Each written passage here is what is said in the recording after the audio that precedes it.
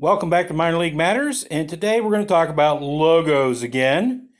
And you might ask, how does this Ken Lammers guy know anything about logos? Well, I might have seen a few here and there and, out and about, just occasionally, once or twice. And just for those of you who are curious, yes, I did buy all the sports memorabilia at the stadiums. Each one of these is from a stadium visit. And for those of you who are blind, that up on the upper right-hand corner is my Louisville City cap, which has now been made irrelevant by some really bad choices made by management at Louisville City. So, having said that, let's try and talk a little bit about it some more, and let's get cracking.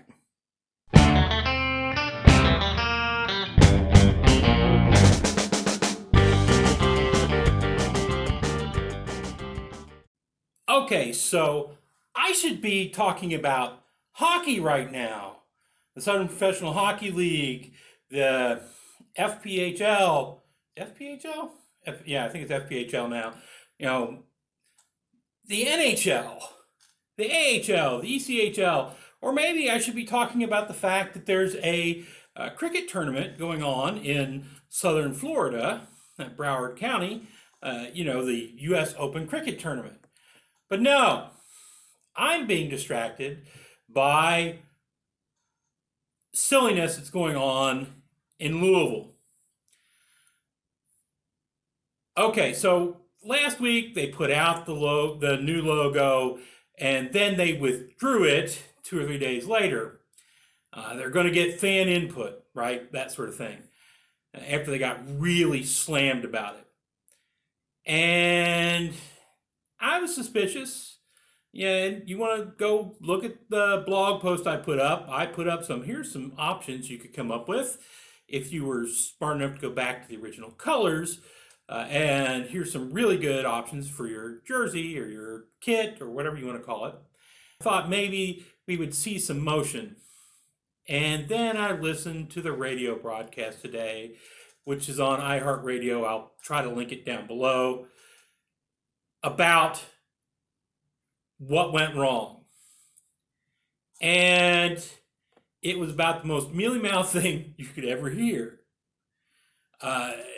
And if they said one more time that it was the process, not the output, that went wrong, everybody agrees that the new logo is pretty close to good. We were a little bit nervous about it, but it was pretty close to good. But it was the process. We didn't involve the fans. Bull hockey. It's not what it is. Now, they will whitewash this, and they'll make a couple little changes. Maybe. They may not be able to make changes because they've already sent this logo to the USL. Here's a screen grab to show you that. And that's what the USL has got up for them right now, right? So I don't know if you're going to see any changes. And if you do, they're going to be minor because they've committed to this, right? They have really screwed this up. I've been calling it the corporate logo because it looks like it's designed by a corporate board to where it's just meh, right? And although I did see one today that called it the clip art logo, which is true. I mean, you could do that. You could make the logo with, Photoshopping or GIMP or any kind of program, any kind of real art program. You wouldn't really have to work very hard at it. They're going to keep the colors. Guaranteed you, because the radio show, they're like, people don't understand why we had to lose the gold. And then they didn't explain why they had to lose the gold, right? They just all went, yeah, okay, yeah, we had to lose the gold. So I went looking online, and there's this really bogus excuse as to why they've got to lose the gold. Because the gold can be all sorts of shades, and that causes branding problems, something like that, right? It's garbage. Here's the problem with losing the gold. They're supposed to be using like Louisville symbols, right? Now, they've already screwed up once. They with this Fleur-de-Lis, we'll get back to that. But the colors on Louisville's flags are gold and blue. The blue being Kentucky blue, federal blue, however you want to call it, Bluegrass State, etc. The gold is Louisville. I mean, it is a Louisville symbol, symbolic color. From every flag and every seal and all that I can find, the gold's there. Purple's not anywhere, nor black, nor gray. White's there because the stars are white. But other than that, none of the new colors they're choosing have anything to do with Louisville. And they are cutting out the one color that is symbolic of Louisville uniquely, the gold. So they're doing away with that. And don't buy this garbage about, well, it's because the gold's problematic in it. You know, I got off on a wild goose chase for a bit looking at the new National Women's Soccer League team that's going to be in Louisville, and its logo's black and white. It's inherently bad too. It's rotten. But, you know, it's a bad logo. It's black and white. There's somebody who's in control in Louisville FC, Louisville City FC, whatever you want to call it, in the administration, which is also going to be controlling the NWSL team, the Proof. Again, problematic, but okay. They're going to control both of them, and somebody who's in control likes black.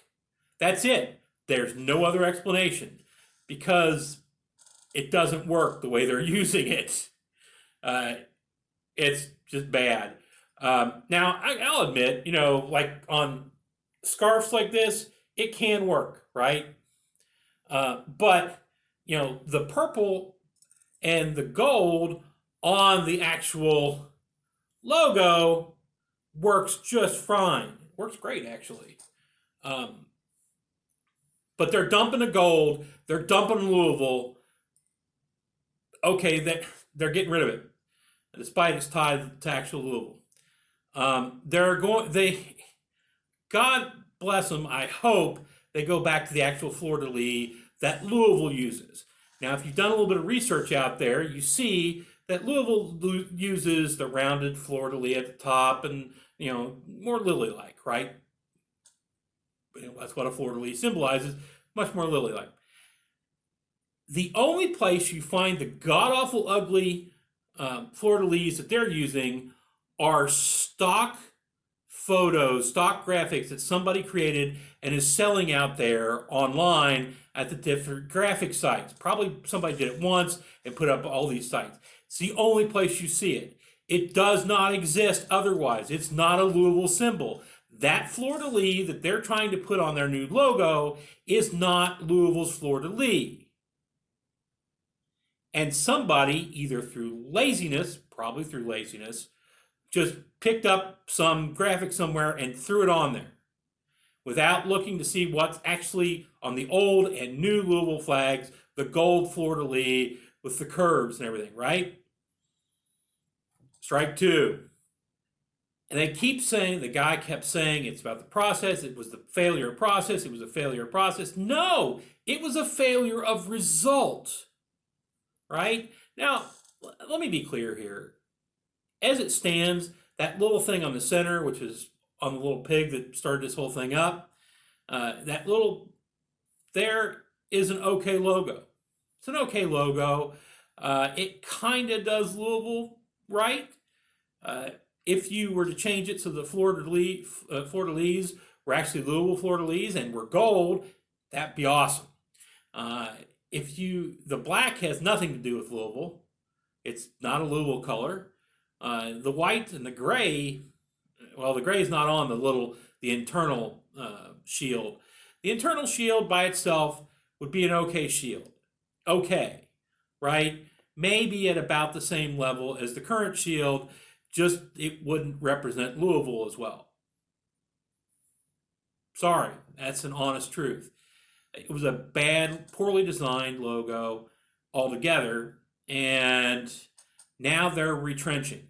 Oh, and by the way, the other guy on this radio podcast I'm listening to is talking about how it's so great that we've been able to step back and do this. You don't see this in other sports. You don't see this in other teams. No, no, you don't. Because other teams, particularly minor league baseball, have learned how to fake participation by the fans before the logo is announced and comes out. They fake it ahead of time. They don't fake it afterwards, which is what they're doing right now. Mark my words, unless there's major revisions and the gold comes back, they're faking it. But in minor league baseball, they hold contests ahead of time. Name the team contests, which, they've already got the team name chosen. But, John Smith from down on 3rd Street, he's suggested the name of the Everton Iron Beaks. They had the Everton Iron Beaks already chosen. They had the logos ready. They had all the stuff's ready to go. They just have to get some sucker to say it, and inevitably somebody will. Or they do we're going to give you 5 names, and you get to choose among them. Number 1, Everton Iron Beaks. Number 2, Everton Nothings. Number 3, Everton, Runaways. Number 4, Everton Goobers. Number 5, Everton I Hate Yous, right? They choose 4 that they don't think will go anywhere, and they choose 1 which they expect to win. This was how the Lexington Legends did it, and how other teams do it too. And Louisville didn't do this ahead of time. I wouldn't be surprised if the next time they rebrand, they do it. Who knows when the next time they rebrand might be, 10 years, 20 years, whatever. Brands change anymore, particularly anytime you get a new owner.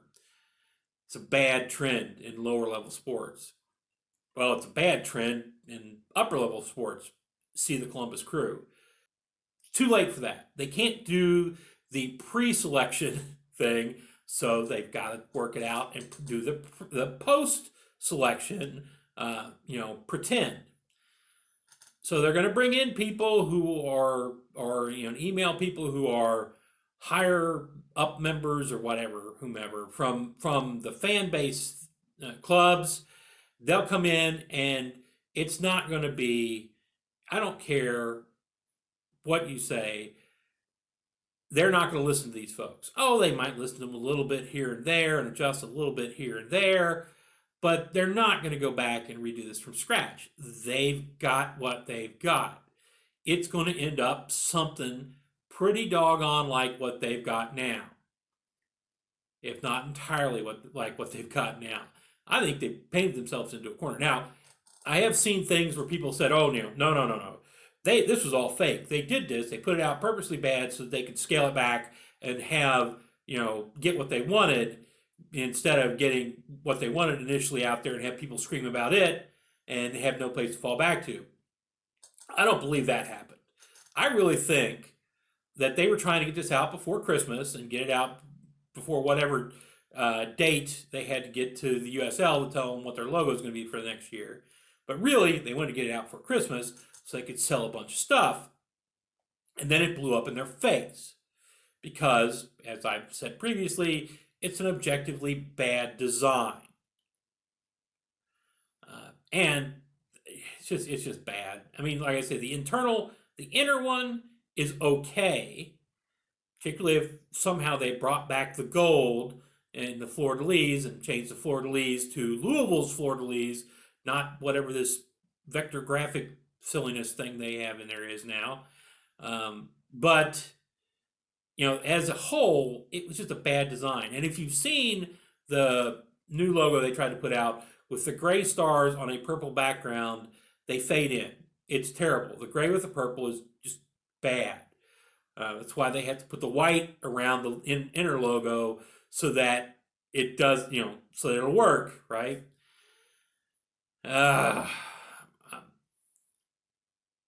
Anyway, here's what I expect. They're going to let what's going on now die down because they've backed off, right? They may make minor changes. They may do pretty much what I just said, change the fleur-de-lis into Louisville fleur-de-lis, and maybe, if they're bright, put the gold back on the fleur-de-lis, right? They probably won't do that because they are committed to making gold disappear. despite the fact that it's the color that Louisville uses for the fleur-de-lis on all their flags and seals and everything. Louisville is blue and gold. Purple and black ain't Louisville. And even the baseball team went away from purple and black, right? Catch a clue, guys. We're going to see, it's calm down. It'll calm down. They'll talk to a few people. They'll tell them why the logo has to be like this and that. Maybe make a small change or two, and then it's going to come right back out. I think they've painted themselves into too much of a corner. I think that they've already sent this logo to the USL, and they can't back away from it, really. Maybe they can, but I'll believe it when I see it. They're starting to act like they're retrenching. And they're not admitting to making an error in the logo itself. Remember, they're committed to black for some reason. I mean, they're really committed to black for some reason. They're not going to admit that they've made an error here in the 4-color logo that they've come up with as opposed to the 2-color logo they had before, and in the new weird color scheme as opposed to the color scheme they had before. So eventually it's going to come back. It'll be basically the same thing. They're going to put lipstick on this pig, and that's what you're going to get, folks. Okay, that's my rant for the day. If you found this interesting, actually, I'm going to try to put a link up immediately after this to the prior one I did, and I'll try to put something down below that'll link to the to my blog that talks about this as well.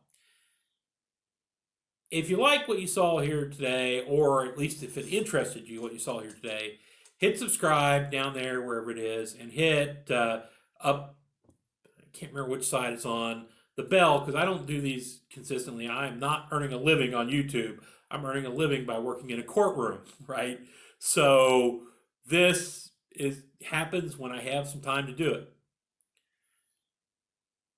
Beyond that, folks, if you want to contact me, MLeagueM on Twitter, direct message me, or Minor League Matters, email me on Gmail. And finally, if you're going to be out there in the world doing something other than just sitting and watching TV in your living room, go watch some minor league sports, whether it be second and third tier soccer, whether it be AHL, ECHL, SPHL, or FPHL hockey, whether it be whatever leagues are going to be left after the majors gut them in their newest negotiations and destroy fandom all over the country for some reason, because we want to get rid of baseball fans. Don't understand that. Whatever it's out there, you go watch something you don't usually watch. Go watch the Major League Lacrosse. Go watch, there's Major League Indoor Lacrosse. Well, that's up north. I can't get to those. Go watch, there's some upper level softball out there, professional softball. Or go watch cricket, which right now, as I film this, is going on in Broward County, the U.S. Cricket Open. So go to these sports, because this is where the true fans are. The true fans are here. They're going to watch these sports because they love the game. And this is where you find your most devoted fans and people playing the sport because they love to play the sport. So go watch some of those and have a blast. Till next time, folks, got one thing left to say. That's Masalama, y'all.